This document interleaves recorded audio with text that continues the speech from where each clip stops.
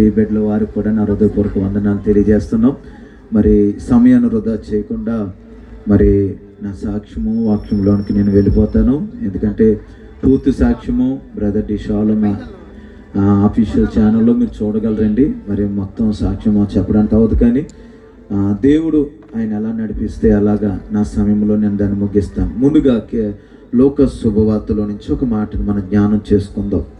లూకాసు శుభవార్త 19:10 ఒక మాటను మనం చదువుకుందాం. ఈ క్రిస్మస్ పర్వదినాన్న మనందరూ కూడా వచ్చినాను మనం చదువు. నశించిన దానిని వెదకి రక్షించుటకు మనుష్య కుమారుడు వచ్చినని అతనితో చెప్పాను. తలలు వంచండి, చిన్న ప్రార్థన. సకలాసురులకు కారణభూతుడైన మా ప్రియ పరలోకపు తండ్రి, నీ ఘనమైన నామమునకు బంగారమైన పాదపదం లెక్కలేని వందనాలు, కృతజ్ఞతాస్తుతులు, స్తోత్రాలు తెలియజేస్తున్నాం. నిష్ప్రయోజక దాసుడుగా నేను ఇక్కడ నిలబడి ఉన్నాను ప్రభువా. నీ ఆత్మ సహాయము చేయకపోతే మేమేమి చేయలేం. మా బలము కాదు, మా తెలివితేటలు కాదు, కానీ నీ ఆత్మ ద్వారా ఈ స్థలంలో మీరు వాడుకోమని అయ్యా నీకు సంపూర్ణంగా మేము లోబడిపోతున్నాం, అప్పగించుకుంటున్నాం నాయన. నీ అగ్ని చేత పొటము వేసి నాయన మీరే మాట్లాడమని బ్రతిమలాడుకుంటున్నాం. వచ్చిన ప్రతి బిడ్డలకి వెనగల చెవులు, గ్రహించగలిగిన మనస్సును అయ్యా వాక్యానుసారంగా స్పందించే హృదయాన్ని దయచేయండి. ఈ మీటింగ్కి నా తండ్రి వ్యతిరేకంగా పనిచేస్తున్న ప్రతి దుష్ట శక్తుల ఆలోచనలు కానీ కార్యాలు కానీ యేసు నామములో బంధిస్తున్నాం తండ్రి. ఆమె ధారాళంగా నీ వాక్యాన్ని మీరు అందించమని, మీరే మహిమ పొందుకోమని అయ్యా నా తండ్రి మమ్మల్ని మేము తగ్గించుకుంటున్నామని ఇచ్చేస్తూ యేసయ్య నామములో అడుగుచున్నాము తండ్రి. ఆమేన్, ఆమేన్. మరొక్కసారి మీ అందరికీ నా హృదయపూర్వక వందనాలు. గట్టిగా చప్పట్లు కొడితే యేసయ్య నామానికి సమస్త మహిమ, ఘనత, కీర్తి, ప్రభావములు కలుగునుగాక. లూకాసు శుభవార్తలో వైద్యుడైన లూకా ఆయన రాస్తూ యేసుక్రీస్తు వారి గురించి ఒక ఉన్నతమైన ఆధ్యాత్మికమైన లేఖనం మనకి అందిస్తున్నారు.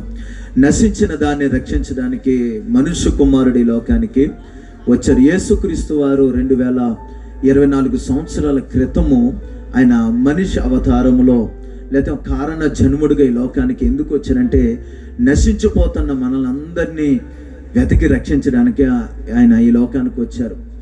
ఆయన తండ్రి సింహాసనాన్ని విడిచిపెట్టి లోకానికి వచ్చిన మహా గొప్ప మహనీయుడు ఆయన. కాబట్టి ఈ రాత్రికాల సమయంలో నేను చెప్పాలనుకున్నది స్పష్టంగా క్లియర్గా నేను చెప్తాను.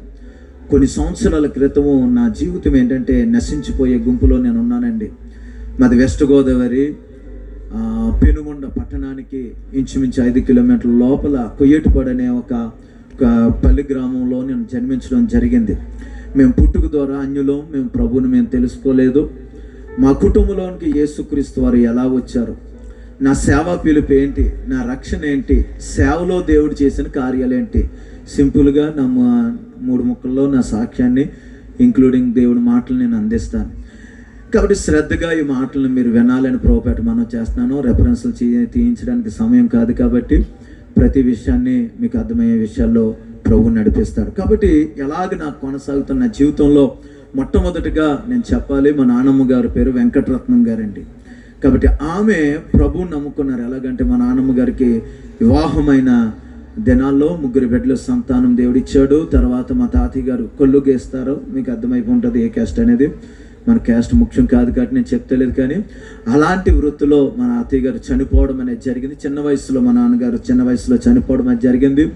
ఆ సమయంలో బ్రతకడానికి అవకాశాలు లేక చాలా పరిస్థితులు గుండా వారు వెళ్ళారు. అలాంటి సమయంలో మా నాన్నమ్మ గారు కూడా భయంకర అనారోగ్యం రావడం, హాస్పిటల్లో జాయిన్ అవ్వడం, హాస్పిటల్లో దేవుని సువార్త అందడం ద్వారా, దేవుడు దర్శనం ద్వారా దేవుడు మా నాన్నమ్మ గారి దగ్గరికి వచ్చి ఆమెను ముట్టగా ఆమె స్వస్థపరచబడి బ్రతికింది. అట్టి రీతిగా ప్రభు మా కుటుంబంలోకి వచ్చారు. గట్టిగా చెప్పండి కూడా ప్రభుని కనపడదామా. దేవుడు ఆకర్షించుకుంటేనే కానీ ఎవడునో ఆయన యొద్దకు రాడండి. నన్నైనా మిమ్మల్ని అయినా ఎవరినైనా దేవుడు ఆకర్షించుకోవాలి. బైబిల్ గ్రంథంలో 1 యోహాను రాసిన పత్రికలో భక్తుడు అంటాడు, మీరు మొదట ప్రేమించలేదు, నేనే మిమ్మల్ని మొదట ప్రేమించి తిని. దేవుడు మనల్ని ప్రేమించాడండి. నశించిపోతున్న మనల్ని, మార్గం తప్పి బతుకుతున్న మనల్ని, దుష్ట సాంగత్యంలో ఉన్న మనల్ని, నరకానికి వెళ్ళిపోతున్న మనల్ని మనం ఏదో గొప్పవారమనో, డబ్బు ఉన్నవారమనో, పలుకుబడి ఉన్నవారమనో, లేకపోతే బాగా మనం ఏదో సేవలోకి వస్తే లేకపోతే క్రీస్తు నమ్ముకుంటే దేవుని కొరకు గొప్ప కార్యాలు చేస్తామని మనల్ని ప్రేమించలేదు, కానీ క్రీస్తులోని ఇందాక దైవసేవకులు ఒక మంచి మాట ఎత్తిపెట్టి ప్రార్థన చేశారు. జగత్తుకు పునాది వేయబడక మునిపే మనందరినీ కూడా యేసుక్రీస్తు వారి ద్వారా తండ్రి ఎన్నుకున్నాడంటే. గట్టిగా చప్పట్లు కూడా ప్రభుని కనపడదామా? మనం భూమి మీద ఎమ్మెల్యే అవ్వకముందే, ఎంపీ అవ్వకముందే, సేవకుడు అవ్వకముందే, ఒక మాస్టర్ టీచర్ అవ్వకముందే దేవుడు ఎక్కడ ఎన్నుకున్నాడంటే అండి, క్రీస్తులో. జగత్తు పునాది రవ్వంత కూడా మట్టి భూమి మీద కలగక మునిపే మనం ఏంటో దేవునికి తెలుసు. ఈ రాత్రికాల సమయంలో ఏ సమస్య ఇక్కడికి వచ్చారో నాకు తెలియదు, ఏ ఇబ్బందులు కూడా మీరు వెళ్తున్నారో నాకు తెలియదు. అది సంఘపరమైన ఇబ్బందులైనా అవ్వచ్చు, అది కుటుంబపరమైన ఇబ్బందులు అవ్వచ్చు, అది ఆరోగ్యపరమైన ఇబ్బందులు అవ్వచ్చు. నేను చెప్పేది, నేను నమ్మేది ఏంటంటే మన భవిష్యత్తు ఏసే చేతిలో ఉంది. గట్టిగా చప్పట్లు కొట్టి ప్రభుని కనపడదాం. ఏ దుష్టుడు మనల్ని ఏమి చేయలేడు. ఎబ్రిల్కి రాసిన పత్రికలో వాక్యం సెలవిస్తుంది, నిన్ను ఇడువను నిన్ను ఎడబాయను నరమాత్రులు మనకి ఏమి చేయగలరు. ఏం చేయగలుగుతారండి?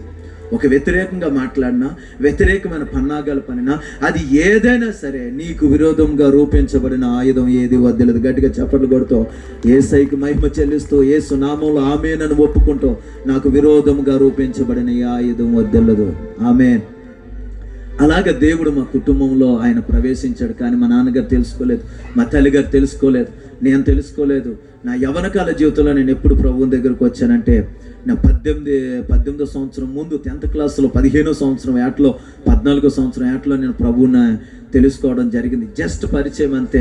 మా నాన్నమ్మ గారు ప్రభువుని నమ్ముకున్నారు, కానీ మా నాన్నగారు వాళ్ళందరూ బ్రతకడానికి కష్టమైపోయి పశ్చిమ గోదావరి జిల్లానికి వస్తే ఫేమస్ ఏంటంటే పేరుపాలెం బీచ్ అంటారు, బాగా తెలుసు చాలామందికి.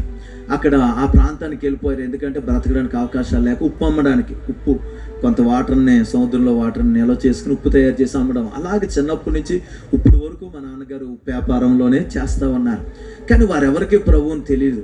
మా అమ్మగారు కూడా ప్రభువుని తెలుసుకోలేదు. అలాగే మా నాన్నమ్మ గారు మా ఇంటికి ప్రార్థన పెడుతున్నప్పుడు మేము చాలా వ్యతిరేకంగా ఉండేవాళ్ళం, ఎందుకంటే ఇష్టం లేక. చిన్నప్పటి నుంచి భక్తి నిష్టలతో పెరిగాం. ఎందుకంటే మేము చేసామని కాదు, కానీ మా ఇంట్లో ఒక చిన్న పెంకిటీలు కట్టారు కష్టపడి. ఆ గదిలో పంతులకి అంటే బ్రాహ్మణ్స్కి ఆ గది అద్దుకోవడం ద్వారా వాళ్ళతో నేను తిరిగేవాడిని. వాళ్ళతో తిరగడం వల్ల మీకు అర్థమవుతుంది, చిన్నప్పటి నుంచి అన్నీ కూడా అలవాటు అయిపోయినాయి. ప్రతిదీ కూడా, ప్రతి ఈవెంట్ మా ఇంట్లో స్పెషల్గా జరిగేది. అది ఇదని చెప్పక్కర్లేదు, కానీ హిందూ సాంప్రదాయంలో పుట్టాను కాబట్టి ప్రతి ఈవెంట్లో నేను ఉండేవాడిని. ప్రతి ఈవెంటు చాలా ఎక్కువగా దాంట్లో ఇన్వాల్వ్ అయిపోయాం. జాగారాలు నాకు తెలుసు, ఉపవాసాలు నాకు తెలుసు, కొండలు ఎక్కడ నాకు తెలుసు, ప్రతిదీ తెలుసు అనమాట. వాటిలో ప్రత్యేకించి ఊళ్ళో జరగడం ఒక ఎత్తు అయితే మా ఇంట్లో జరిగేది ఒక ఎత్తు. అంతగా లీలమైపోయి, అందుకని ఎవరైనా యేసుక్రీస్తు వారి గురించి చెప్పినా అంత ఎక్కేది కాదు. యవ్వన కాలంలో 10th క్లాస్ చదివితే మా నాన్నమ్మ గారు అనుకున్నారు, మా అబ్బాయి కనుక, మా మనోడు కనుక 10th క్లాస్ పాస్ అయితే కనుక ఇలాంటి ఒక చోటకి తీసుకొచ్చి సాక్ష్యం చెప్తాను అనుకుంటే, అదే నా ఫస్ట్ టైం అండి. నేను 10th ఫస్ట్ క్లాస్లో పాస్ అవడం ద్వారా మా నాన్నమ్మ గారు పక్కన నిలబడితే ఆమె సాక్ష్యం చెప్పుకున్నారు. అదే నేను ఎక్కడు మరలా దిగడం కూడా, మరలా నేను దేవుని దగ్గరికి రాలా. నాకేంటంటే నేను ఇంటర్ ఫెయిల్ అయిపోయాను. ఇంటికాడ ఇలా అరుగు మీద ప్రార్థన పెట్టేవారు. మా గ్రామం కోసం ఒక విషయాన్ని కూడా నేను చెప్పాలి. మా గ్రామం కొయ్యేటిపాడు గ్రామంలో యేసుక్రీస్తు వారంటే అస్సలు ఇష్టపడరు. మా తెగవారికి అస్సలు నచ్చదు, చాలా వ్యతిరేకం అనమాట.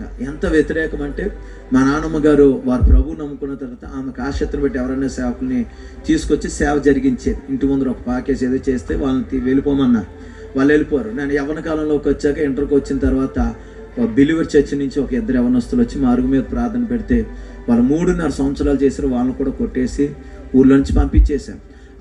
అక్కడ ఆ ఇంటర్ నేను ఫెయిల్ అయిపోతాం, వాళ్ళ దగ్గర ఉండడం, కొంచెం అప్పుడప్పుడు కూర్చోవడం ద్వారా యేసుక్రీస్తు వారంటే తెలిసారు, పరిచయం అయ్యారు. కానీ వారు ప్రభువు నమ్ముకోమంటే నేను ఒక్కటే అనుకునేవాడిని, నాకున్న వాళ్ళు నాకు గొప్ప. ఏమనుకునేవాడిని, నా మనసులో ఏంటంటే, నేను పూజిస్తున్న వాళ్ళు, నేను సేవిస్తున్న వాళ్ళు నాకు గొప్ప. వీళ్ళకన్నా యేసుక్రీస్తు వారు గొప్ప ఏమి కాదు. ఆయన ఒక దేవుడు అవ్వచ్చు, అయితే అవ్వచ్చు, కానీ నేనైతే అదేం కాదని నా మనసులోని వ్యతిరేకంగా ఉండేవాడిని. ఎవరైనా బైబిల్ పంచిపెడితే ఒకసారి కూడా ఇలా చేయకూడదు, కానీ నేను దాన్ని శిశుంద్రులు కాడని బైబిల్ని. దేనికంటే అంటే ఆ విధమైన మెంటాలిటీ అనమాట. ఇంటికాడ ప్రార్థన చేస్తే మా అమ్మగారు నేను టీవీ సౌండ్లు ఎక్కువ పెట్టేసేవాళ్ళు, అవి మా చెవులో పడకుండా ఉండాలి. కానీ ప్రభు ఎంత గొప్ప దేవుడు అంటే, ఎలాంటి వారినైనా తన వైపు ఆకర్షించుకుంటారు. 2 చేతుల పైకి స్తోత్రాలు చెల్లిద్దామా. సౌలు లాంటి వారిని ఆకర్షించుకున్నాడు, అవునా కదండి. సంఘాన్ని హింసించిన సౌలు ఏంటంటే, సేవకుల్ని అపోస్తులుగా పిలబడుతున్న వారిని హింసించి ఏంటంటే ఇంటింట జొచ్చి వారిని చాలా చిత్రవత చేస్తున్న సౌలుని దేవుడు ఆకర్షించుకున్నాడు. అలాగే ప్రభు నన్ను ఆకర్షించుకున్నాడు. ఇంటర్ ఫెయిల్ అయిపోతుంటే మా అన్నయ్యలో సింగపూర్ దేశానికి వీసా పెట్టారు, పాస్పోర్ట్ పెట్టారు. వెంటనే 18 సంవత్సరాలు సింగపూర్ దేశానికి వెళ్ళిపోయాడు. అక్కడ నా రక్షణలోకి వెళ్ళిపోతున్నాను. అవన్నీ నేను ఇంకా చెప్పడానికి ఇష్టపడడం లేదు. అక్కడ నేను చాలా కష్టపడడం జరిగింది. ఎందుకంటే చదువుకోలేదు కాబట్టి, డిగ్రీ క్వాలిఫికేషన్ కాదు, మామూలుగా లేబర్గా వెళ్ళిపోయాను. నేను 2 లక్షల అప్పు, 1,90,000. కాబట్టి ఈ అప్పులు ఇవన్నీ తీర్చాలి. ఒక భారం ఉండిపోయింది. ఇంటికాడ నుంచి బయటకు వెళ్ళడం తెలియదు, కానీ వ్యవసాయ పనులు అన్నీ వచ్చు. చిన్నప్పటి నుంచి కష్టపడ్డా. చిన్నప్పటి నుంచి మా నాన్నగారు అన్నీ నేర్పారు కాబట్టి కష్టపడడం తెలుసు. కాబట్టి అక్కడ నేను అలాగున్నాను. దేవుడు 3 సంవత్సరాల్లో లేబర్ కింద వెళ్ళిన నేను ఆ కంపెనీకి సూపర్వైజర్గా దేవుడు చేశాడు. దేవునికి స్తోత్రం, హల్లెలూయా. ఆ పరిస్థితుల్లో యవ్వన కాలంలో 18 సంవత్సరాల్లో ఒక రాత్రి నాకు ఒక స్వరం వినబడుతుంది. ఏంటంటే, ఈ రాత్రి చనిపోతే నువ్వు ఎక్కడికి వెళ్తావు. బైబిల్ గ్రంథంలో ఒక వ్యవసాయదారుడు ఉన్నాడు. అతడు బైబిల్ గ్రంథంలో మనం చూస్తే అతడికి విస్తారమైన పంట పండితే అతడు ఏం చేశాడంటే, వాక్యం చెప్తుంది, అతడు గదుల్లోనికి ఆ యొక్క ధాన్యాన్ని నింపి ఏంటంటే ఎలాంటి సందుపోటు వేళ అతడు తన ప్రాణంతో మాట్లాడుకుంటున్నాడంట. అనేక దినములకు కావలసిన విస్తారమైన ధనము నీకు చేకూర్చు, నా ప్రాణమా తినుము త్రాగుము సంతోషించుము. ఏంటండి, చాలా ధనం ఉందంటే పరలోకం నుండి ఒక స్వరం వినపడుతుంది.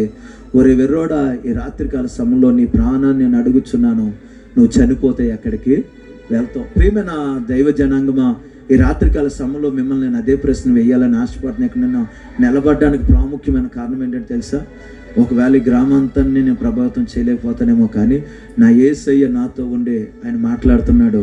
కనీసం ఒక్కరు మారు మనసు పొంది బాప్తిసం తీసుకున్న పరలోకంలో గొప్ప ఆనందం. గట్టిగా చప్పట్లు కొట్టి ప్రభువుని కనపడుతుంది. ఈ రాత్రికాల సమయంలో నీతో ఒక యవనస్తుడుగా, దైవ సేవకుడుగా నేను బ్రతిమలాడుకునేది ఏంటంటే, ఈ రాత్రికాల సమయంలో నువ్వు చనిపోతే నీ ఆస్తి నీతో వస్తుందా? నీ భార్య నీతో వస్తుందా? నీ తండ్రి నీతో రాగలుగుతాడా?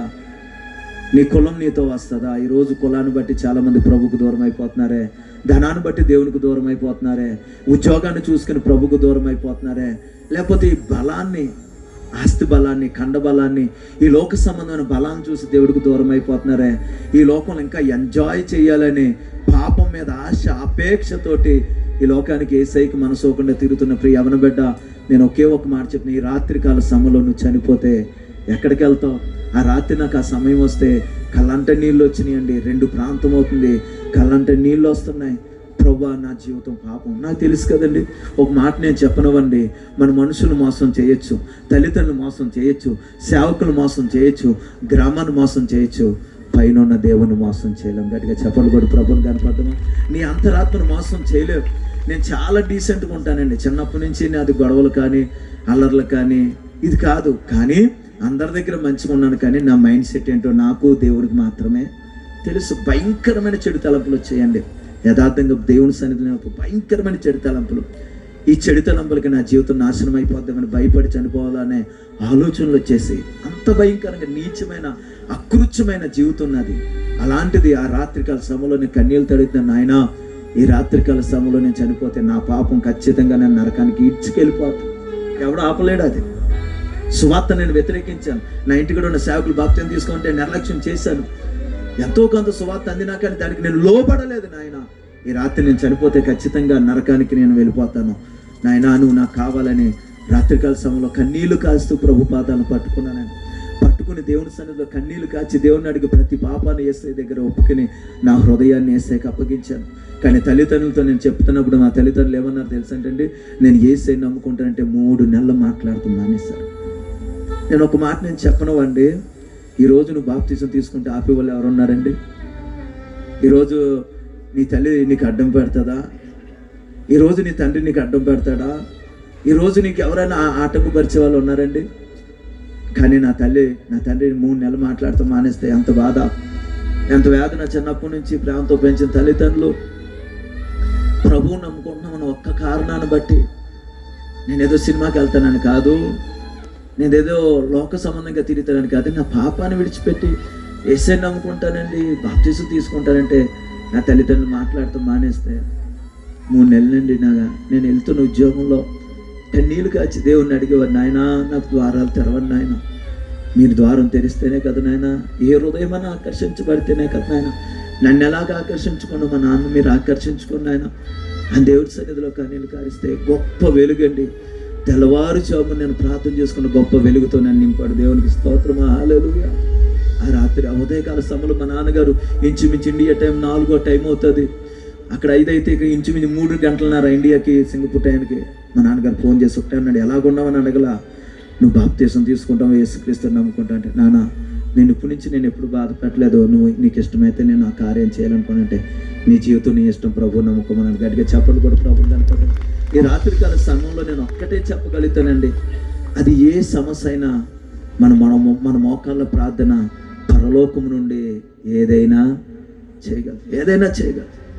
నా జీవితం ఈ రోజు నేను ఎలా ఉంటున్నానంటే ఒక్కటి నేను చెప్పగలను, నా వెనకలో సపోర్ట్ ఒక్కరు లేరండి, ఒక్క సపోర్ట్ నాకు లేదు. నేను ఇప్పటికీ నేను చెప్పగలను, నా వెనకలు యేసయ్య తప్పించి నాకు ఒక్క సపోర్ట్ లేదు. ఆనాడు పౌలు చెప్తాడు ఈ మాట, నేను ఒంటరి వాడిని అయిపోతే నా దేవుడు నా పక్క నుండి నన్ను బలపరచడని మాట. నేను పాటలు పెట్టుకున్నాను, ఆ పాట నా అనుభవాలని పాటల కింద రాశానండి. పరిచయ విషయంలో సపోర్ట్ ఏమి లేదు, తల్లిదండ్రుల సపోర్ట్ ఏమి లేదు, గ్రామం సపోర్ట్ ఏమి లేదు. నేను రక్షించబడింది సింగపూర్ దేశంలో, సేవకు వచ్చిందండి ఆ దేశంలో. ఒక ఆత్మీయ నాయకుడు నా కాంటాక్ట్ లేడు, నాది భయంకరమైన పరిస్థితుల్లోకి నేను వెళ్ళిపోను. కానీ ప్రతి అవమానం వెనకాల, ప్రతి ఆకలి వెనకాల, ప్రతి కష్టం వెనకాల, ప్రతి నింద వెనకాల యేసయ్యుని నడిపించేది. గట్టిగా చెప్పండి కూడా ప్రభు కనపడుతున్నా. ఈ రాత్రికాల సమయంలో మీతో నేను పంచుకునేది అదేనండి. మనం మోకాలు వేస్తే కనుక నేను అంటాను, లాజరు చనిపోయినప్పుడు ఎవరు వచ్చారండి సమాధి చేయడానికి? ధనవంతుడికి అందరూ ఉన్నారు, సమాధి చేయడానికి అందరూ ఉన్నారు, సమాధి గడంగా జరగడానికి అందరూ ఉన్నారు. ఎన్నో గొప్ప కార్యాలు ధనవంతుడికి జరిగినాయి, కానీ లాజరుకి ఎవరున్నారు? ఒకటి ఆలోచించండి. ఈరోజు ప్రభు నమ్ముకున్నందుకు 2 సార్లు వెలివేయబడ్డాను నేను. సేవకు వచ్చినందుకు నాన్న రక్షణకైతే ఒప్పుకున్నాడు, కానీ సేవకు వచ్చినాడు ఇంట్లోంచి బయటకు వెళ్ళిపోమన్నాడు. అప్పుడు నాకు అనిపించింది, వాక్యం ఒకటే చెప్తుంది కదా, దేవుడు నమ్ముకున్నందుకు తల్లినైనను, తండ్రినైనను, అన్నదమ్ములనైనను, అక్క చెల్లెళ్ళైనా ఏదైనా విడిచిపెట్టకపోతే నువ్వు నాకు పాత్రుడు. నన్ను వెంబడించేవాడు అన్న సిలువను ఎత్తుకి నన్ను వెంబడించాలని ప్రభు మాట్లాడు. ఒకే ఒక ఆశ, పిలిచింది ప్రభువు, బ్రతికించింది ప్రభువు, నడిపించేది కూడా ప్రభు, మాట్లాడేది ప్రభువే కదా. 2011లో నేను సింగపూర్ దేశంలో చనిపోవాలండి, ఎందుకంటే చాలా జరిగిన మధ్యలో నేను ఒక ఏజెంట్ చేతిలో మోసపోయాను.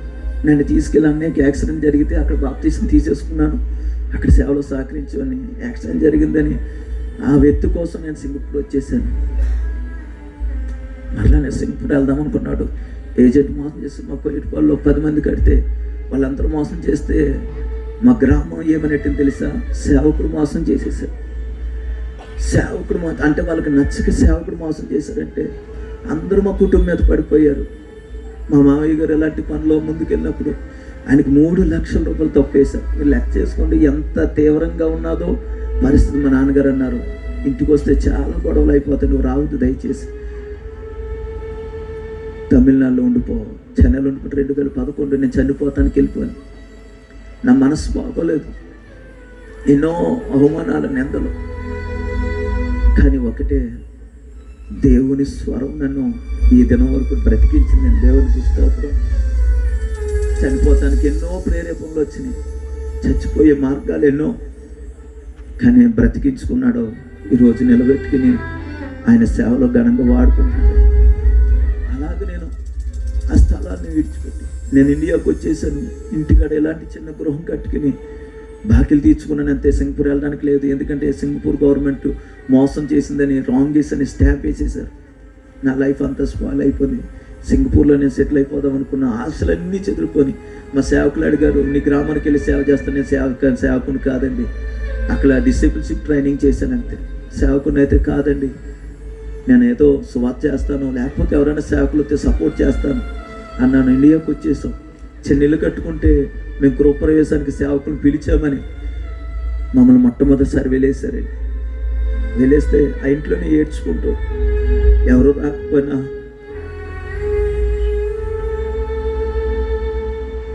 దేవుడు అలాగే దేవుడు నడిపించారు. తర్వాత కొన్ని పరిస్థితులను బట్టి, కుటుంబ పరిస్థితులను బట్టి నేను ఉద్యోగానికి వెళ్ళిపోయాను. బెంగళూరులో నేను చేసుకున్నాను. కుటుంబంలో సమాధానం లేదు. నాన్నగారు మీటింగ్ పిలిచారు. ఫంక్షన్ పిలిచి మీటింగ్లో ఫోన్ చేస్తుంటే అందరి ముందర లేపేసి అవమానించింది, పంపించేశారు. చాలా అవమానాలు మా నాన్నగారు, కుటుంబంలో మా అమ్మగారు అవమానాలు బాగా పాలయ్యారు. పలకరించేవాళ్ళు కాదు, కూర్చుంటే లేచి వెళ్ళిపోవారు. ఎన్నో పరిస్థితులు అయినా సరే ప్రభు కొరకు నిలబడాలి. దేవునికి స్తోత్రం. ఏదో ఒక రోజు నేను ఒకటే నమ్ముతానండి, ఏదో ఒక రోజు చచ్చిపోతాం. ఏంటంటే ఈ జీవితంలో ఏదో ఒక రోజు చచ్చిపోతాం.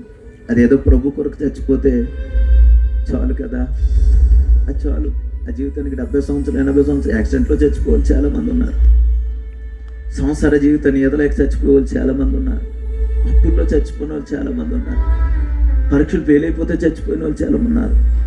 కానీ యేసయ్య కొరకు చచ్చిపోవడంలో ఒక ఆనందం ఉంటుందండి. దేవునికి స్తోత్రం. అదొకటే నా మనసులో మెదలేదు. చచ్చిపోతే యేసయ్య కొరకు చచ్చిపోదాం, బ్రతికితే ఆ కొన్ని నాళ్ళైనా ఒక సాక్షిగా నిలబడదాం. కాబట్టి అదే సమర్పణతో వెళ్ళాము.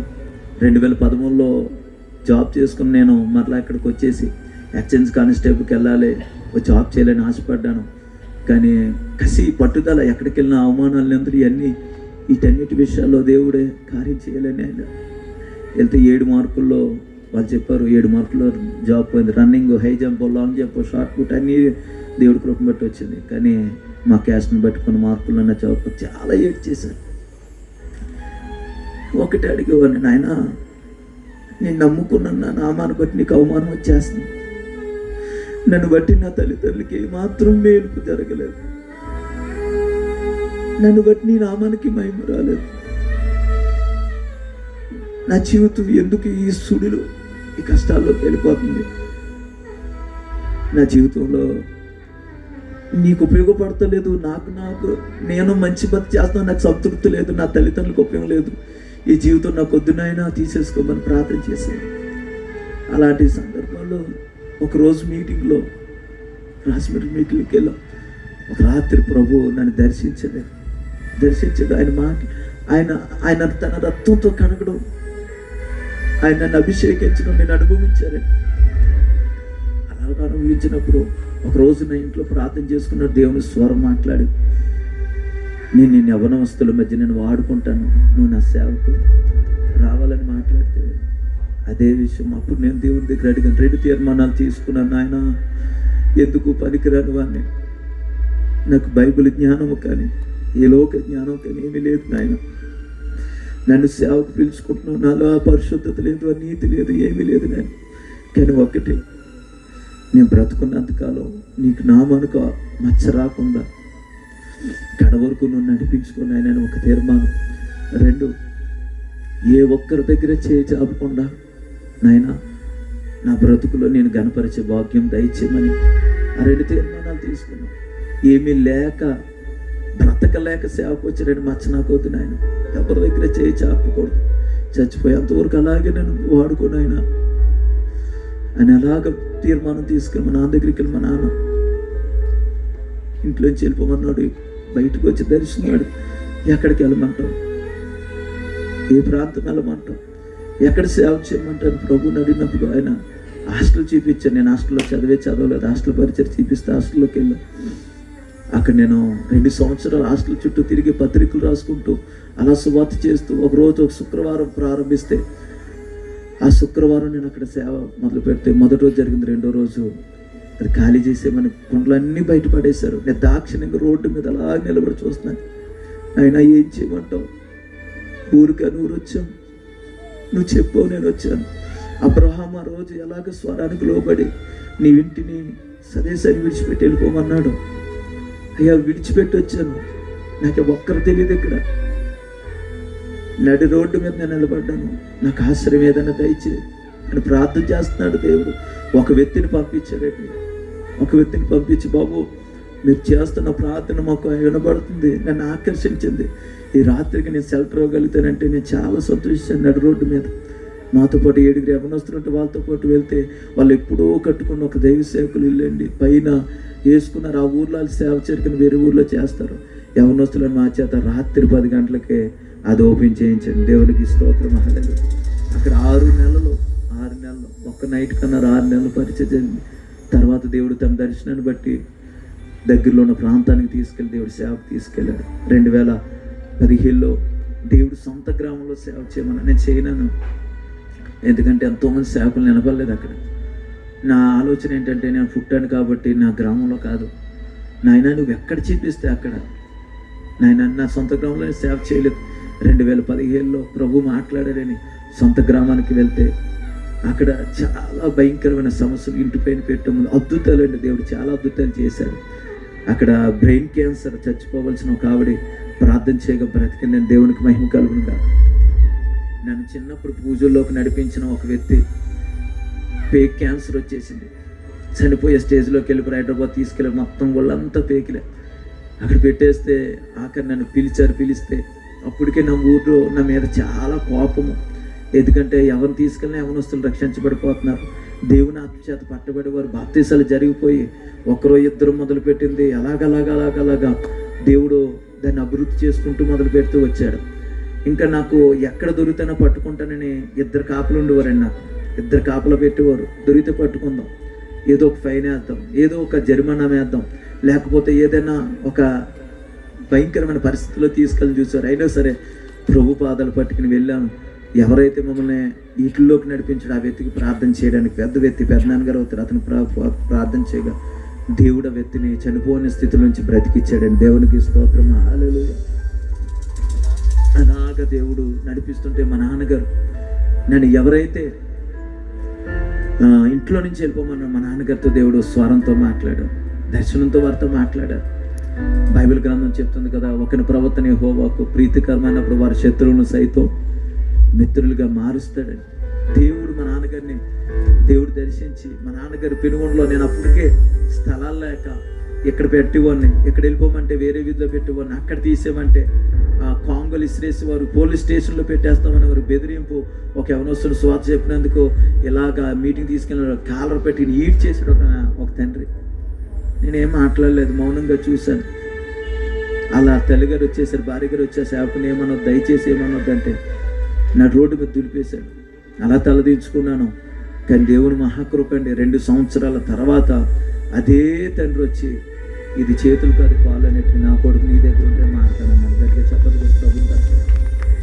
ఇలాంటి 1 కాదండి, 2 కాదు, ఎన్నెన్నో సాక్ష్యాలు ఉన్నాయి. 1 కాదు. అలాగ మా నాన్నగారు వచ్చి దూలపాకేసాడండి. దూలపాక తెలుసు కదండి, దూలపాకేసాడు. ఒక స్థలం కొనేసి ఆయన దూలపాకేసి అక్కడెక్కడ చేసుకుంటామంటే ఇక్కడ సేవ చేసుకోమన్నాను. నేను నమ్మలేదు. మా నాన్నగారు ఏంటి ఎలా మారిపోవడం ఏంటి, ఆయన వచ్చేయమంటే దూలపాకేయడం ఏంటి. నాకు తెలిసిన ఒక సేవకులు వస్తే వెళ్ళి అక్కడ ప్రార్థన చేస్తే దేవుడు ఈ స్థలంలో నుంచి నేను లేపుతున్నాడు చాలేమో, దేవుడు ఇక్కడి నుంచి బూదిగంతల వరకు దేవుడు నేను వాడుకుంటాడంటే అక్కడ ప్రారంభించాం. మొదట్లో మమ్మల్ని పోషించడానికి ఎవరిని పెట్టో తెలుసండి, ఒక బ్రాహ్మణు తల్లిగారిని దేవుడు చూపించాడు. దేవునికి స్తోత్రం. ఎవరినైనా పోయి ఏలియని కాకులతో పోషించినట్లు దేవుడు అలాంటి వారితో నాకు అవకాశం ఇచ్చి అలాగా ఆమెను కొంత ఎంత ఆహారం ఉండేది లేని ఆమె ఊరు గుడిసెలా ఉండేది, ఆ ఆనపక కలిపేసి అన్నంలో తెచ్చేసింది. అదే సంతోషం. దేవునికి స్తోత్రం. ఆకలి బాధ ఏంటో తెలుసు ఏంటండి, ఒంటరితనం ఏంటో తెలుసు. ఏడిస్తే ఆదరించేవాళ్ళు లేరు, ఆదరించేవాళ్ళు లేరు. ప్రతిదీ కూడా యేసే పాదాల దగ్గర మొరపెట్టుకుని నాయన ఈ పరిస్థితి ఎలా ఉందంటే దేవుడు వెంటనే జవాబిచ్చేవాడండి. ఆయన ఆపత్కాల మందు నాకు మొరపెట్టు, నేను నీకు ఉత్తరం ఇచ్చే దేవుడు. ఇర్మియా అంటాడు, నాకు మొరపెట్టు ఏంటండి, నీకు గ్రహించలేని గొప్ప సంగతులు, గూఢమైన సంగతులు. యథార్థంగా చెప్తున్నానండి, బైబిల్ పట్టుకు చెప్తున్నాను. నేను బైబిల్ పెద్ద ట్రైనింగ్ చేయలేదు. ఆ అవకాశాలు, ఆ మార్గాలు కూడా నేను ఇంటికాడ నుండి చదువుకున్నాను. మామూలుగా చెప్పాలంటే కొంతమంది సేవకుల దగ్గర ఇంటికాడ నుండి కోర్స్ పూర్తి చేశాను, కానీ బైబిల్ ట్రైనింగ్కి వెళ్ళదు. ఎందుకంటే ఆ పరిస్థితి నా జీవితంలోకి వెంటనే సేవలోకి వెళ్ళడం, ఒకదాని తర్వాత ఒక సమస్య. ఇలాగ నేను మా నాన్నగారు మారడం ద్వారా ఎవరైతే మా నాన్నగారిలో నన్ను ఇంట్లోంచి వెళ్ళిపోయినా అదే నాన్నగారికి దేవుని మహాకృపను బట్టి బాప్తిస్మం ఇచ్చుకునే కృప దయచేశారు. దేవునికి స్తోత్రం. మా బంధువులు, స్నేహితులు నా జీవితం చూసి అసహించుకున్నారు. వీడే ఎక్కడికి వెళ్ళినా ఏమీ సాధించలేడు, అప్పులు తీర్చుకున్నాడు అంతే. నాతో పాటు వెళ్ళిన యవన బిడ్డలు, అన్నయ్యలు ఎకరాలు కొనుక్కున్నారు. వీడేం సంపాదించుకోలేదు, ఒక ఉద్యోగం లేదు, ఏమీ లేదు. వీడొస్తేనే అవమానం అని ఫీల్ అయిపోయిన ప్రతి కుటుంబానికి దేవుడండి ఎక్కడెక్కడ అవమానపరచబడను అక్కడ సేవకుడికి అడుగు పెట్టాను, వాళ్ళందరికీ బాప్తిసాలు ఇచ్చాను. దేవునికి స్తోత్రం. హల్లెలూయా. ఇది నేను చాలా సంతృప్తి పడిన సేవలు ఏంటంటే నా రక్త సంబంధికులందరికీ నేను అభిషేకం పొందుకు ముందైతే వేరే సేవలు చేత ఇప్పించిన అభిషేకం పొందుకున్న తర్వాత నా రక్త సంబంధికులందరికీ, నా స్నేహితులందరికీ చాలా మట్టుగా నేను బాప్తిసాలు ఇవ్వడానికి ప్రభు కృప చూపించాడు. ఏ స్థలంలో నిలబడిన ప్రభు మాట్లాడేవాడు, ప్రభు వారిని ఆకర్షించేవారు. దేవుని ఒకసారి అడిగాను, దేవుడు ఒక స్వరం నా దగ్గర వినపడింది. ఒక మీటింగ్లో కొంతమంది యవ్వనస్తులు వచ్చి బాప్తిసం తీసుకుని ముందుకు వస్తే వదిలేశాను బాప్తిసం అవ్వకుండా. అప్పుడు ప్రభువుని అడిగాను, నాయన దేవుని స్వరం మాట్లాడుతున్న వారు చనిపోతే నువ్వే లెక్క చెప్పాలన్నా. నాయన మనుషులు అభిషేకించారు కానీ నాకు ధైర్యం సరిపోవట్లేదు, నువ్వు అభిషేకిస్తే నేను ధైర్యంగా నేను బాప్తిసాలకే వెళ్తానని మోకాలు వేస్తే దేవుడు అండి ఎంత ప్రేమ కలిగిన దేవుడు అంటే ఆయన తైలముతో నేను అభిషేకించాను. దేవునికి స్తోత్రం. హల్లెలూయా. 133 దావీదు కీర్తనలు అంటే మనం చదువుతూ ఉంటాం, సహోదరుల ఐక్యత కలిగి నివసించడం ఎంత మేలు ఎంత మనోహరము. అక్కడ పరిమళ తైలం గురించి ఎక్కడంటానండి, అంగీల అంచు వరకు కారిన పరిమళ.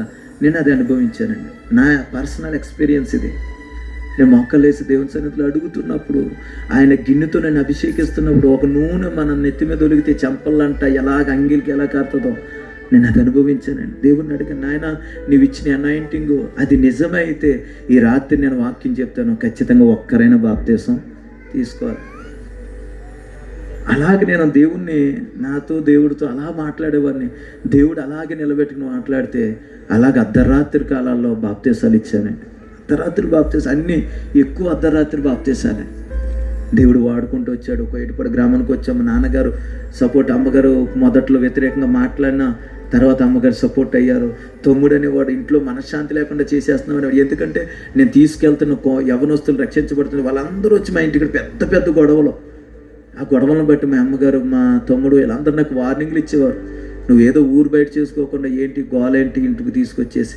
నేను అనేవాడిని, ఇప్పుడు మీకు అర్థం కాదు కానీ ఒకనొక దినం వచ్చినాడు పరిస్థితి కూడా అర్థమవుతుంది.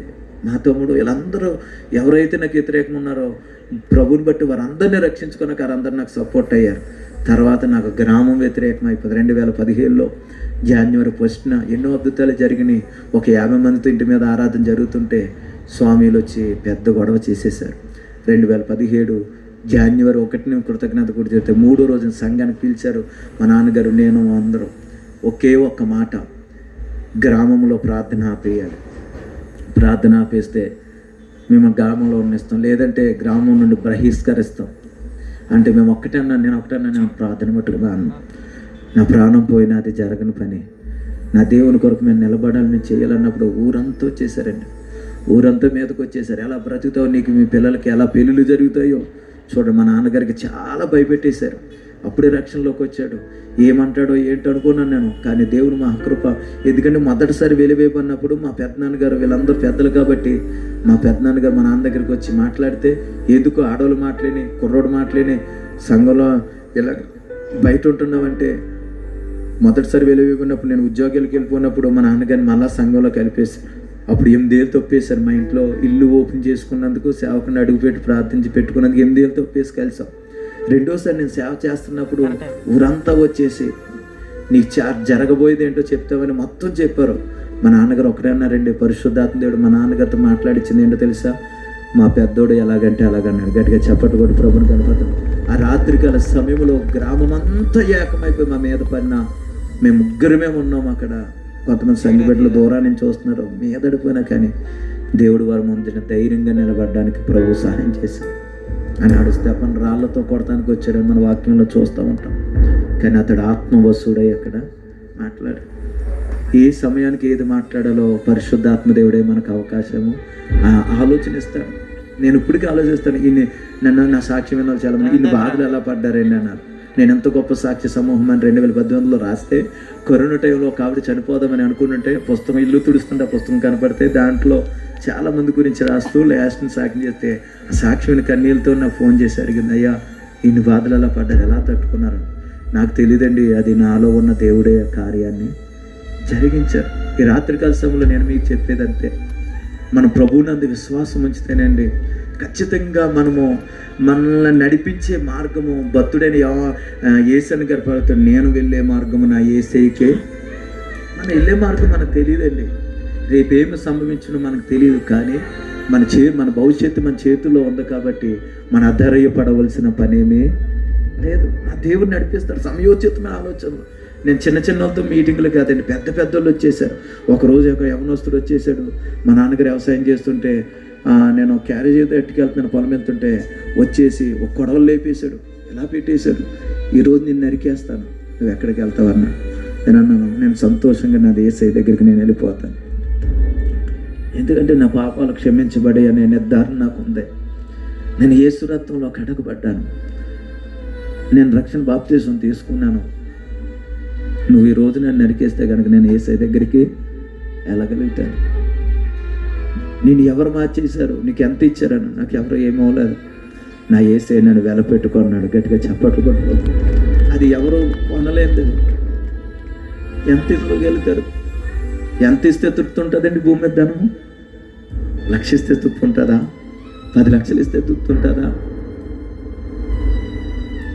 నా పాటలు రాసుకున్నావు, వెలపెట్టి నన్ను కొన్నావు నాయన, ఏ యోగ్యత లేకుండా నీ సన్నిధిలో నిలబడే యోగ్యత నాకు ఇచ్చావు. ఎంత వెల వేసారు అతనికి, ఎంత వెల కట్టగలవు? సవాల్ చేశాడు నాతో. ఏమని సవాల్ చేశాడు తెలుసా? నువ్వెంతమందిని మార్చావు, వాళ్ళందరినీ వెనకలాగేస్తానన్నాడు. నేను ఒకటే అన్నాను, వాళ్ళు నిజమైన మారు మనసు పశ్చాత్తాపంలోకి వచ్చి మారితే గనక వాళ్ళని వెనక్కి తిప్పడం నీ తరం కాదన్నాను నేను. నిజమే కాదండి అది? వారు నిజంగా ప్రభు కొరకు నిలబడినట్లు అయితే వారిని వెనక్కి తిప్పడం ఎవరి వల్ల కాదు. సంఘాన్ని హింసించాలని నాడు ఎంతోమంది వచ్చారండి.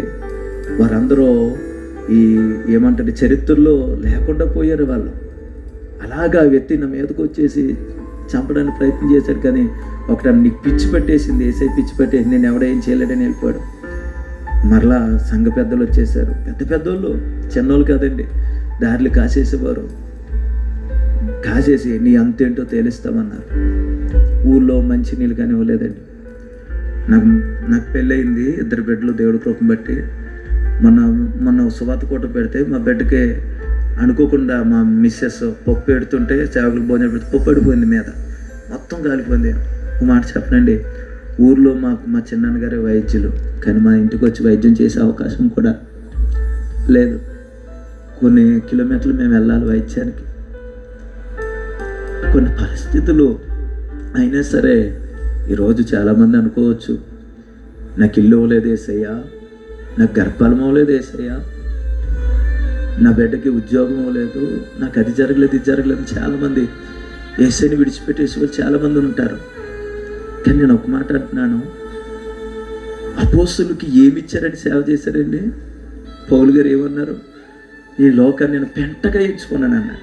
అన్నీ ఉండి పౌలు గారు ఈ లోకంలో ఆయన చనిపోయేటప్పుడు తిమోతికి లేఖ రాస్తూ అంటాడు, ఆయన నాకంటూ ఒక దుప్పటి తేవయ్యా, సెరసాల్లో ఉన్నప్పుడు ఒక చర్మపు కాగితాలు తేవయ్యా, పుస్తకాలు తేవయ్యా అంటాడు. ఆయన సమస్తాన్ని పెంటగా ఎంచుకుని సేవ చేశాడు. అంతేనండి అయ్యారు, సమస్తాన్ని పెంటగా ఎంచుకుని ఈ లోకాన్ని పెంటగా ఎంచుకున్నాడు ఆయన. కాబట్టి ఒక్కటే మేము కోరుకున్నాం, మాకు నీళ్ళు ఇవ్వకపోయినా పర్వాలేదు, మా పొలాలకి ఎవరు పనిలోకి రాకపోయినా పర్వాలేదు, మమ్మల్ని ఎవరు పిలవకపోయినా పర్వాలేదు, ప్రభువు నమ్ముకున్నందుకు. ఒకటి కాదండి, చాలా జరిగింది. ఒకరోజు ఎలాగే 3 రోజులు మీటింగ్లు పెట్టాము.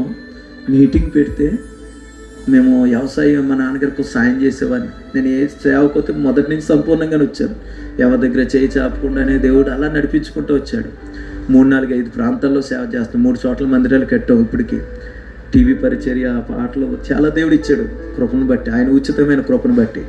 ఇలా మీటింగ్లు పెట్టి ముందు రోజు వర్షాలు వస్తున్నాయని ఏం చేసామంటే ధాన్యం అంతా కౌలుకు చేస్తారు కదా, ధాన్యం అంతా రోడ్డు పక్కన చేర్చాం. మీటింగ్లు అయిపోయిన తర్వాత తోలుదామని. మేము మీటింగ్లు అయింది తెల్లారు లేచిన తర్వాత ధాన్యం మిల్లుకి తోద్దామని వెళ్తే ఆ ధాన్యం లేకుండా చేసేసారు. మీరు అనొచ్చు, మీరు ఏసై నమ్ముకున్న తర్వాత ఏం కలిసి వచ్చిందని అనొచ్చు. కానీ నేను ఒకటి నమ్ముతాను, ఈ లోకంలో మాకు ఏం కలిసి రాకపోయినా పరలోకంలో ఆయన నాకు దాచే ఉంచారు. దేవునికి స్తోత్రం, హల్లెలూయా. బైబిల్ గ్రంథం చెప్తుంది, పరలోకంలో ధనాన్ని సమకూర్చుకున్నాను. ఒకవేళ నాకు ఈ లోకంలో సంపాదించింది, ఒక మాటలో చెప్పిన అంత ధాన్యం పోతే పోలీస్ స్టేషన్లో కేసు పెడితే ఇప్పుడు కేసు అవలా.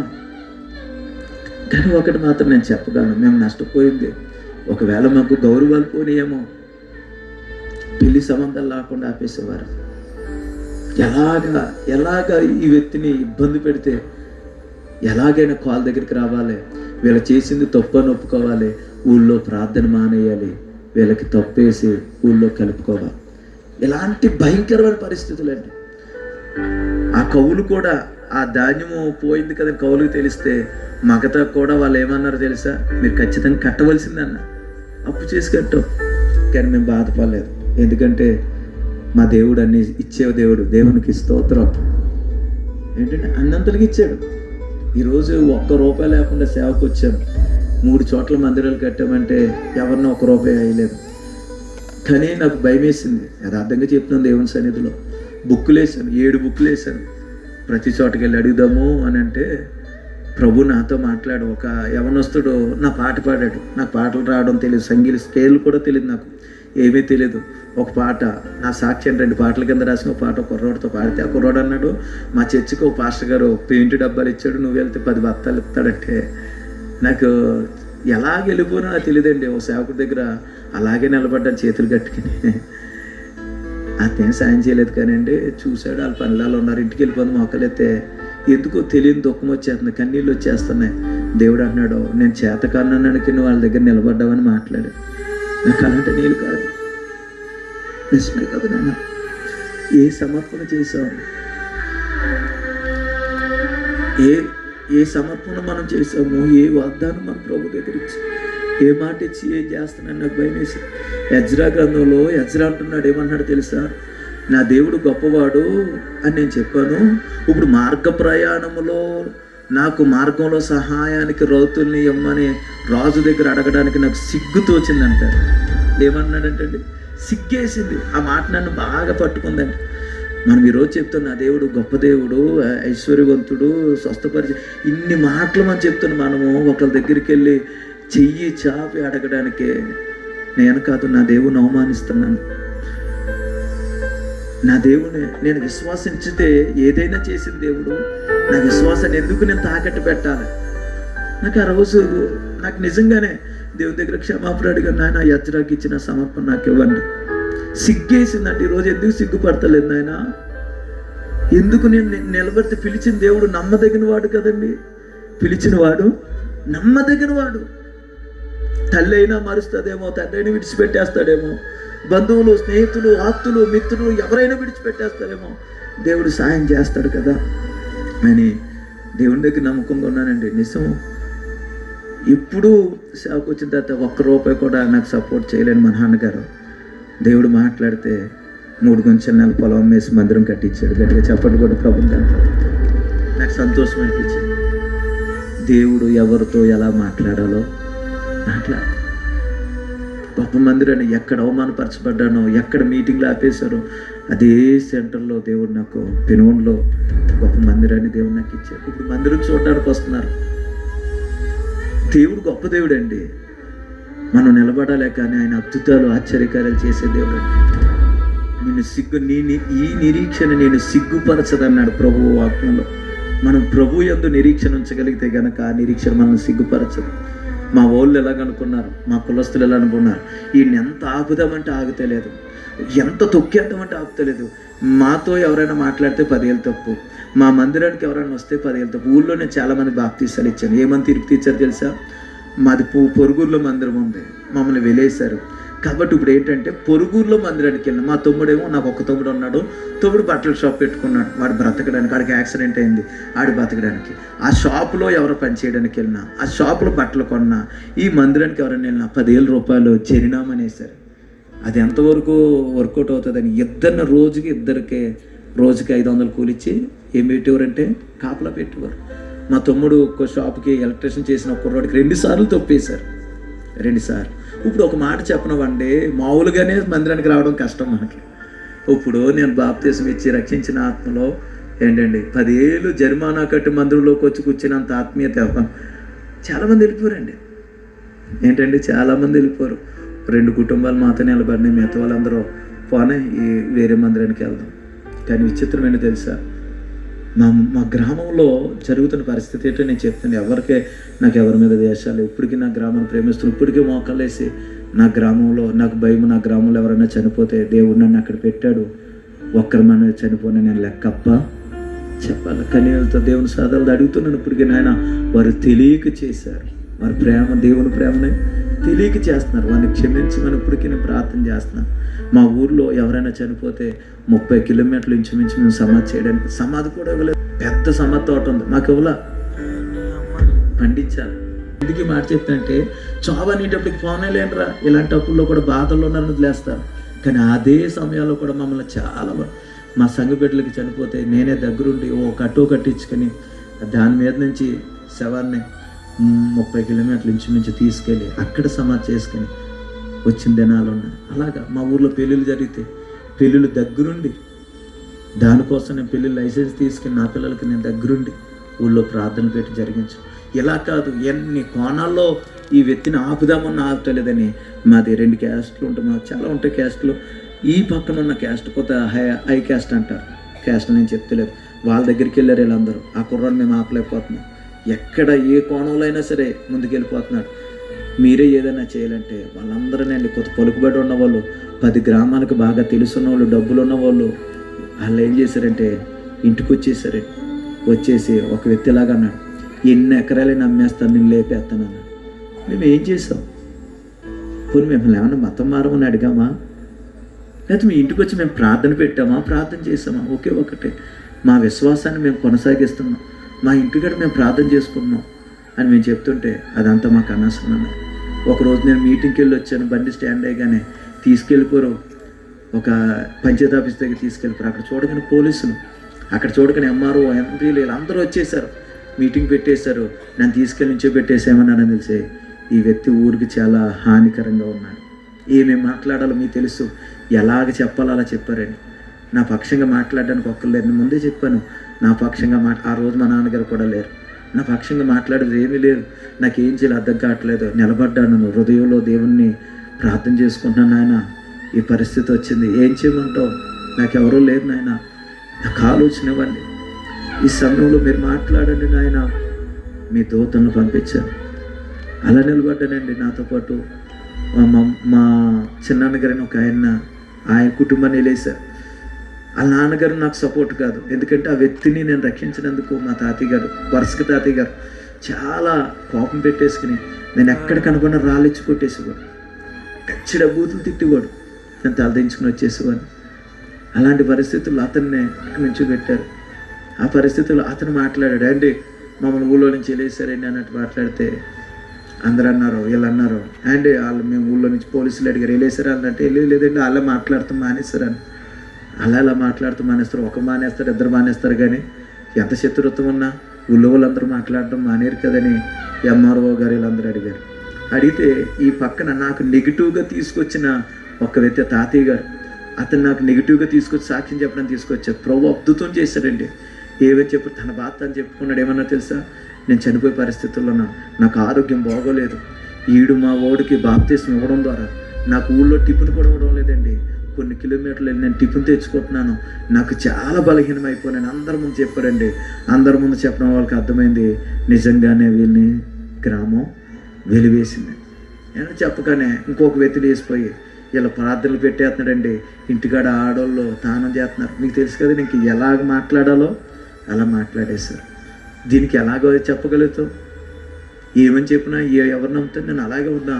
పోలీసులు అంటున్నాడు, లేదయ్యా వీళ్ళు అలాంటి పనులు చేయరు, మాకు ఈ వార్త తెలిసినప్పటి నుంచి వీళ్ళని అబ్జర్వేషన్లో పెట్టాను, ఏ సౌండు చేయడం లేదు, ఎవరిని ఇబ్బంది పెడతలేదు, వీళ్ళ ప్రార్థన లేదు, వీళ్ళు చేసుకుంటున్నారని సాక్ష్యం చెప్పారు. గట్టిగా చెప్పరు గడుపుతారు ప్రభుని మాట్లాడు.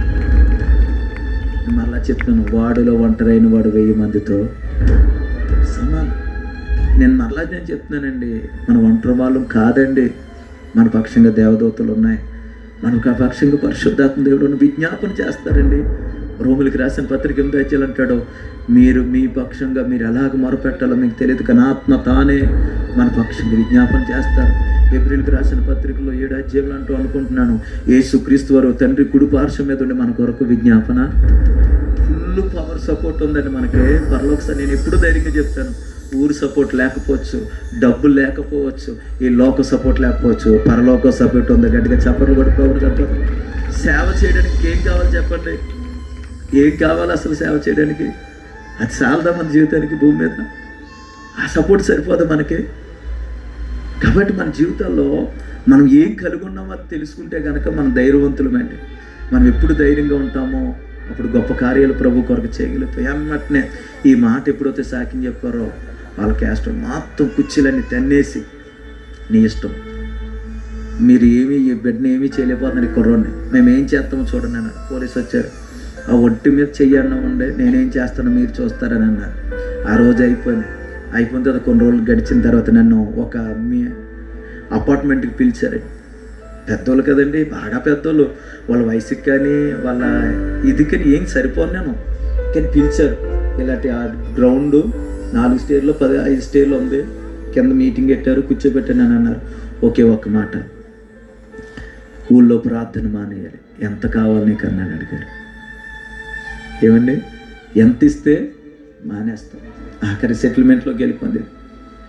కానీ ఒకే ఒకటే బైబిల్లో ఒక ఎత్తున్నాడు, ఒక కోటి కొరకు జ్యేష్ఠత్వం అమ్మేసుకున్నా. ఏసో అమ్ముకోవడం కాదు, కోసం కాదు కదండి సేవకు వచ్చింది. నేను ఒకటే అన్నాను, మీ డబ్బుల కోసం నేను సేవకు రాలేదండి, నా దేవుడు నన్ను పిలిచాడు, అదే నమ్మకంతో నన్ను పోషిస్తాడని నమ్మకంతో మేము వచ్చామండి. మేము అమ్ముడిపోయే వాళ్ళం అయితే మేము కాదే. ప్రభు కొరకు నిలబడ్డానికి ప్రభు కృప చూపించారే. దేవుని మహాకృప. ఎక్కడైతే మేము తలదించుకున్నామో ఎంత వాళ్ళు చాలా పొలిటికల్ కూడా నిలిపేశారు. పొలిటికల్గా కూడా అన్ని కోణాల్లో మమ్మల్ని చేసినా కానీ మీలో ఉన్నవాడు ఈ లోకంలో ఉన్నవాడు కంటే గొప్పవాడని వాక్యం చెప్తుంది. గట్టిగా చప్పట్లు కొడుతూ ప్రభుని కనిపోతాం. అలాగా దేవుడు మా ఎడల జరిగించిన కార్యాలు, పెళ్ళికి పాటలు పెంచేసాం, పెళ్ళి సెలెక్ట్ అయ్యారు, ఒక అమ్మాయిని చూసాము, ప్రభు ప్రేరేపించాడు, చెప్పేశాను. మీటింగులు 3 రోజులు మీటింగులు, 4 రోజు పెళ్ళి. ఆ సమయంలో ఏం జరిగిందంటే, పెళ్ళి జరుగుతుంది, అందరూ చెప్పేస్తుంటే మా ఇంటికి ఫోన్లు వచ్చేస్తుంది. చుట్టాలందరూ అంటున్నారు, పెళ్ళికి రాము, ఎందుకంటే మేము వస్తే మీ తల్లిదండ్రులని, మా అక్కయ్య గారు ఉన్నారు, మా అక్కయ్య గారు పెళ్ళికి వస్తే మా పెద్దనాన్న గారిని వేలేసేస్తారంట. అంటే బ్లాక్మెయిల్ మొత్తం అన్నీ. పోలీసు నాకు కొత్త ఆలోచన వచ్చి ఏదో గొడవ చేస్తారు మొత్తం మీదని పోలీస్ స్టేషన్కి వెళ్తే వాళ్ళ తేడాగా మాట్లాడారు. ఇంకా ఇదేమి కాదు, మరలా మొదటిదే ప్రార్థన చేసామండి. మొత్తం అంతా చాలా ఊళ్ళో పకడ్బందీగా ఉంది. భయంకర గొడవ జరుగుతుంది, ఏదో జరుగుతుంది. కానీ దేవుడు మహాకృప, మా నాన్నగారికి కొత్త నిరాశ వచ్చేసింది. 700 మంది కూడా ఏమైపోతాయి అని. కానీ ఒకటే ప్రార్థన చేస్తాం, నాన్న ధైర్యంగా ఉండు, దేవుడు చూసుకుంటాడు అనుకున్నాం. మహాకృప అండి. ఎక్కడెక్కడికి వెళ్ళి చిన్న చిన్న కోటాల్లో వాకింగ్ చెప్పిన వాళ్ళందరూ వచ్చారు. 2000 మందితో వివాహం ఘనంగా జరిగింది. ఎక్కడ ఏ కోణంలో దేవుడు నన్ను తలదించుకునే వాళ్ళలాగా చేయలేదు. బైబిల్ గ్రంథం చెప్తుంది, నేను ఇప్పటికీ నా మనసు ఇదే చెప్తుంది, లోకంలో వెర్రివారిని దేవుడు ఎన్నుకుంటాడంట, జ్ఞానులు సిగ్గుపరచడానికి వెర్రోని ఎన్నుకుంటాడంట. నేను యథార్థంగా చెప్పాను, ముందే చెప్పాను, నాకు ఏ జ్ఞానము లేదు. కానీ దేవుడు ఆ దినము నుండి ఈ దినం వరకు ఆయన జ్ఞానం ఇచ్చి పరిశుద్ధాత్మ నడిపింపు ద్వారా ఈ దినం వరకు కూడా దేవుడు వాడుకుంటూ ఘనమైన సేవ, కొంతమంది శిష్యులు తయారు చేయడానికి ప్రభు కృప చూపించాడు. కొన్ని ప్రాంతాల్లో సేవ చేయడానికి, కొన్ని ప్రాంతాల్లో ఎన్నో కార్యాలు ఎలా చెప్పుకుంటూ పోతే చాలా ఉన్నాయి. నేను ముగిచ్చేస్తున్నాను. ఒకే ఒక్క మాట, ఎందుకు పనికిరాని వాడిని, ఏ యోగ్యత లేని వాడిని, ఏ సహాయం లేకుండా ఒక దీనుడు ఉన్న నన్ను దేవుడు ఇన్ని గొప్ప కార్యాలు చేస్తే మీకు ఈరోజు రక్షించబడ్డారు. ఈరోజు సేవకుల సపోర్ట్ ఉంది, ఈరోజు సంఘం సపోర్ట్ ఉంది, ఈరోజు అన్ని అనుకూలమైన పరిస్థితులు మీకు ఉన్నాయి. ప్రభు కొరకు నిలబడాలండి. మనం ప్రభు కొరకు నిలబడాలి. ఒక మాట చెప్తాను, అవసరమైతే తిడతారో లేదా కొడతారో లేదా చంపుతారు, అంతకుమించి అన్న చేయగలరండి? స్తెఫను రాళ్లతో కొట్టబడినప్పుడు పరలోకాన్ని చూసే కృప దొరుకుతుంది. నేను మరలా చెప్తున్నాను, నా మనసులో ఉన్నది ఎప్పుడోకప్పుడు చచ్చిపోతుందండి, ఎప్పుడోకప్పుడు చచ్చిపోతాం. ఆ చచ్చిపోయేది ఏదో యేసే కొరకు చనిపోతే కనుక దేవుడు అక్కడ దొరికే మహిమ ఈ లోకంలో జరిగే సన్మానాలన్నిటికంటే గొప్పదే. దేవుడు అటు కృప మనకు దయచేయను గాక. తలలో వచ్చిన చిన్న ప్రార్థన. సకలాస్తులకు కారణభూతుడైన మా తండ్రి, రాత్రికాల సమయంలో దీను నలుపుని ఎందుకు పనికిరే నన్ను నిలబెట్టుకున్నారు నాయన. నిష్ప్రయోజకమైన దాసు నాయన, నా వల్ల ఏమీ కాదు నాయన. మీ ఆత్మ ద్వారా ప్రేరేపించండి నాయన. నువ్వు ప్రేరేపించే దేవుడు, నువ్వు మాట్లాడే దేవుడు, నువ్వు గొప్ప కార్యాలు చేసే దేవుడు. నీకు అసాధ్యమైనట్టు ఏది లేదు నాయన. బిడ్డలతో మీరు మాట్లాడు. నీ సన్నిధి మా అందరికి తోడుకొంచాను.